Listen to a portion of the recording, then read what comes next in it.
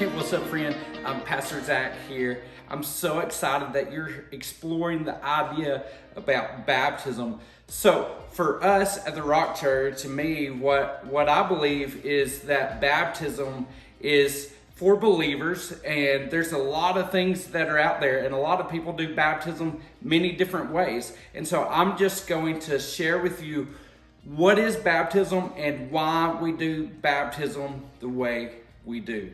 And so when you open up the book of Acts, what you see is that God moves, God saves people, and then their very next step is baptism. And so baptism, I'm just going to tell you, it can be very strange if you don't have a church background, because what it is you go into the water and then there's somebody that led you to Jesus, or a pastor or something. They will dunk you under the water, then raise you up in front of everybody. It's a little freaky, but really, when you know what baptism is, it changes everything. So a simple way to understand what baptism is baptism is an outward expression of an inward change. An outward expression of an inward change. And so what we see is that people put their faith in Jesus and then they are baptized. And so we see this in Acts chapter 2 when, thousands of people put their faith in Jesus, then they're baptized.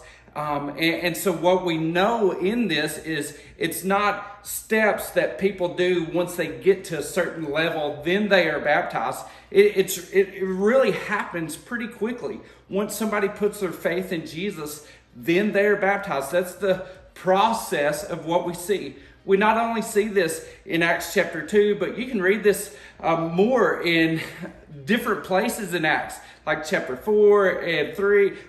You can see this. But then another example is Acts chapter 8. We see that there's Philip, and God brings Philip into the life of a Ethiopian guy, and then here he is, he begins to believe what's written about Jesus. And Philip tells him that it's about Jesus, the Old Testament.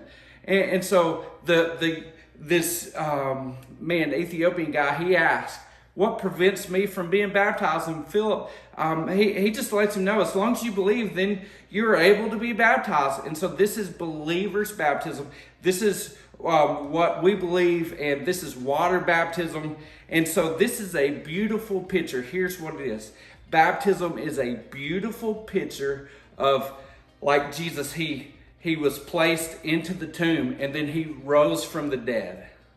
And so this is the same picture. When you're baptized, you go down, you're buried, your old life is gone, and then you're raised in the newness of life. This is what it is. And so for us, what we see about baptism is immersion.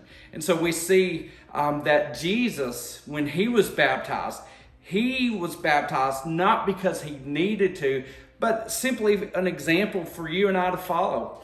But when Jesus was baptized, he went under the water and then he came up out of the water. And so this is how come we baptize people. We go down, buried, and then raised in the newness of life.